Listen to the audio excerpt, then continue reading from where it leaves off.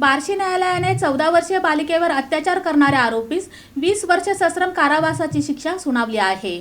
घरात झोपलेल्या 14 वर्षीय अल्पवयीन मुलीवर बलात्कार करणाऱ्या आरोपीस बार्शी येथील जिल्हा व सत्र न्यायालयाने 20 वर्ष सश्रम कारावासाची कठोर शिक्षा सुनावली आहे। लखन उर्फ बाबू ज्योतिराम सावंत वय 25 राहणार सिद्धार्थनगर माळशिरस असे शिक्षा झालेल्या आरोपीचे नाव आहे। दिनांक 1 जानेवारी 2024 रोजी पीडित मुलगी आपल्या घरात झोपलेली असताना आरोपीने घरात प्रवेश करून तिच्यावर अत्याचार केला होता। या प्रकरणी कुर्डुवाडी पोलीस ठाण्यात कलम 376 आणि पोक्सो कायद्याअंतर्गत गुन्हा दाखल करण्यात आला होता। तत्कालीन पोलीस निरीक्षक गोपाळ पवार यांनी या प्रकरणाचा सखोल तपास करून न्यायालयात दोषारोप पत्र दाखल केले होते। या खटल्यात सरकारी पक्षातर्फे एकूण 8 साक्षीदार तपासण्यात आले। दोन्ही बाजूंचा युक्तिवाद आणि पुरावे ग्राह्य धरून अप्पर जिल्हा व सत्र न्यायाधीश श्री V.K. मांडे यांनी आरोपीला खालीलप्रमाणे शिक्षा ठोठावली। कलम 376(2) व पोक्सो कलम 4 20 वर्षे सक्त मजुरी आणि 5,000 रुपये दंड, पोक्सो कलम 8 व 12 प्रत्येकी 3 वर्षे सक्त मजुरी आणि 2,000 रुपये दंड, सर्व शिक्षा एकत्रितपणे भोगायच्या आहेत। सोलापूर ग्रामीणचे पोलीस अधीक्षक अतुल कुलकर्णी यांनी जिल्ह्यातील गंभीर गुन्ह्यांमध्ये कोर्ट पैरवी मजबूत करण्यावर दिलेला भर या निकालामुळे यशस्वी ठरला आहे। या कामात सहाय्यक पोलीस अधीक्षक अंजना कृष्णा V.S., पोलीस निरीक्षक अतुल मोहिते, तपास अधिकारी गोपाळ पवार आणि कोर्ट पैरवी अधिकारी योगेश मंडलिक यांनी मोलाची भूमिका बजावली। 2 जानेवारी 2024 मध्ये एक घटना झाला होता।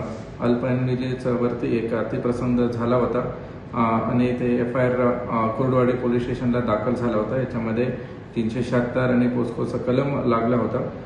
ह्याच्यामध्ये खूप फास्ट इन्व्हेस्टिगेशन करून 60 दिवसाच्या आतमध्ये चार्जशीट करून ते केस फास्ट ट्रॅक करून सत्र न्यायालय बार्शी कोर्ट आता काल त्यांनी निकाल दिलेले आहे। ह्याच्यामध्ये आरोपींना 20 वर्ष शिक्षा झालेली आहे।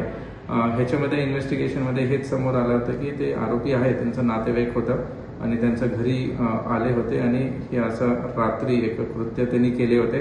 ह्याच्यामध्ये साक्षीदार फिर्यादीचं स्टेटमेंट आणि काही मेडिकल रिपोर्ट्स हस्तगत केले होते इन्व्हेस्टिगेशनमध्ये।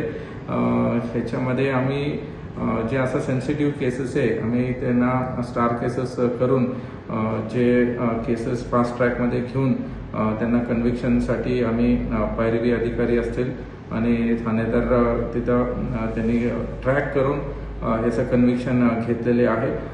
खास करून हे सगळं जे सेन्सिटिव्ह केसेस आहे त्यांचं कन्व्हिक्शन घेण्यासाठी आमचं पूर्ण युनिटचं एक फॉलोअप चालू आहे आणि प्रत्येक केसमध्ये चांगलं शिक्षा व्हायला पाहिजे आणि आरोपीला नक्की सजा व्हायला पाहिजे असा आमचा प्रयत्न चालू आहे।